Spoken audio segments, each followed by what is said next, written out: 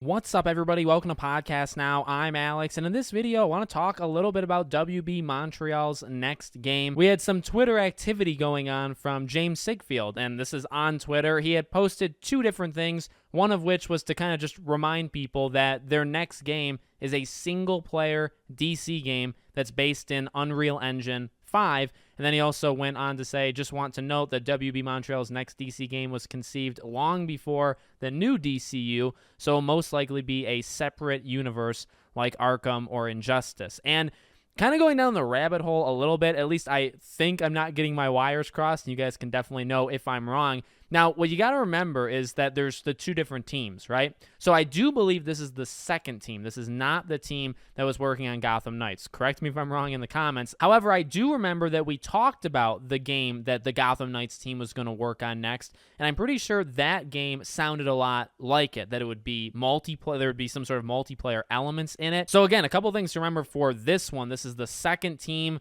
Seems like, right, they haven't made anything yet. I don't even know what their expertise or, experience is, or if they were kind of created. I imagine actually they were created with the idea of just making it a second team, right? But being in the DC universe, obviously not surprising. I think these teams that make the DC games, that's all they're ever going to make. They're not going to, go off suddenly and do something different. If anything, they need to start licensing DC games out to other companies like Marvel or like Star Wars does now after the EA thing. And then the single player, that's a really good sign. Now, again, don't know how long it's been in the works. You have to imagine at least for a little while. I mean, we had heard about this second WB Montreal game. I think back even in like 2020, we knew that there were two different teams there. So whatever this game is has been being worked on for quite a while, and just going the single player makes sense. And honestly, it's what we probably need to get back to. You can still see those remnants of live service multiplayer like thing. Well, Gotham Knights, the whole point was kind of co-op, right?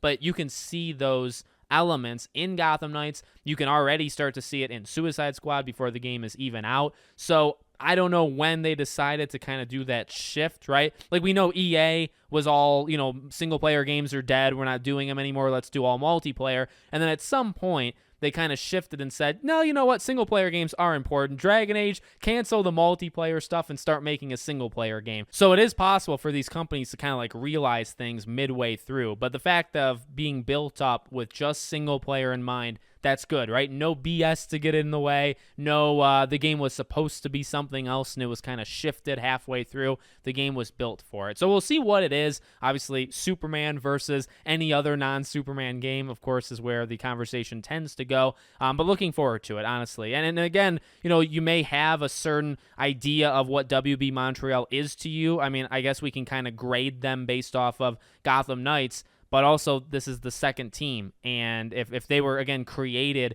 with this game in mind, we don't really know what they're capable of. They could be capable of very little, but they could also be capable of doing incredible, incredible things. Let me know what you guys think in the comments. Make sure you guys are subscribed, bell icon turned on, and I'll see you all on the next one.